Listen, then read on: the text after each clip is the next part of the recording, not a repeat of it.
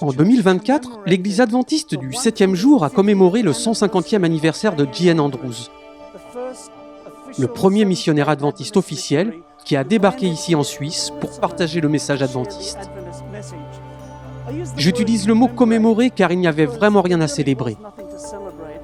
S'il revenait à la vie aujourd'hui, je pense qu'il serait surpris et choqué de voir que nous sommes toujours là.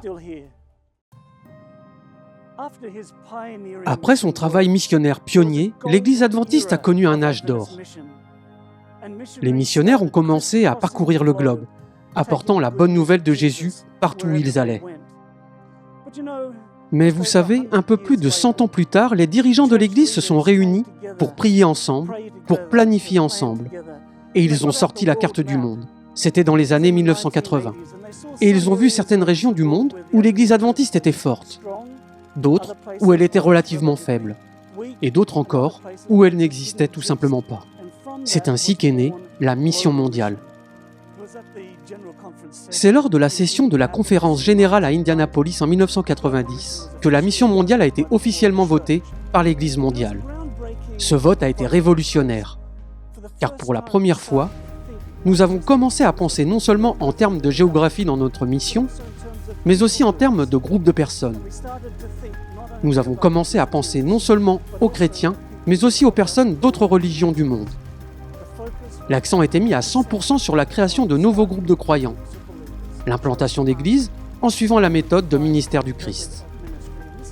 Et c'est ce que Global Mission fait depuis 35 ans.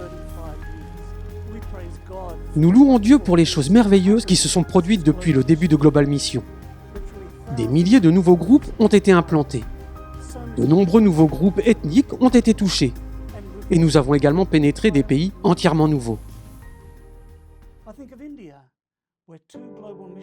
Je pense à l'Inde, où 2 pionniers de Global Mission ont été rejetés dans la ville où ils s'étaient installés.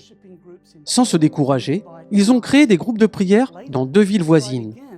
Plus tard, ils ont réessayé dans la première ville, et cette fois-ci, ils ont fondé une église. Cette église a créé une école et implanté 4 nouveaux groupes de prière. Et chacun de ces nouveaux groupes en a implanté d'autres. Ainsi, l'œuvre évangélique s'est multipliée.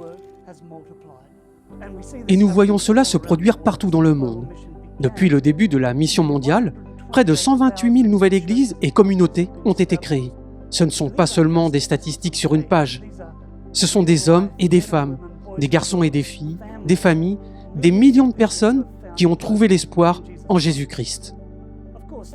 Bien sûr, le défi missionnaire est de taille. Quand on regarde les 3 fenêtres de Mission Refocus, quand on regarde les vastes groupes de population, mais c'est la mission de Dieu. Il nous a invités à participer avec lui à cette mission, à créer de nouveaux groupes de croyants et à faire des disciples pour lui.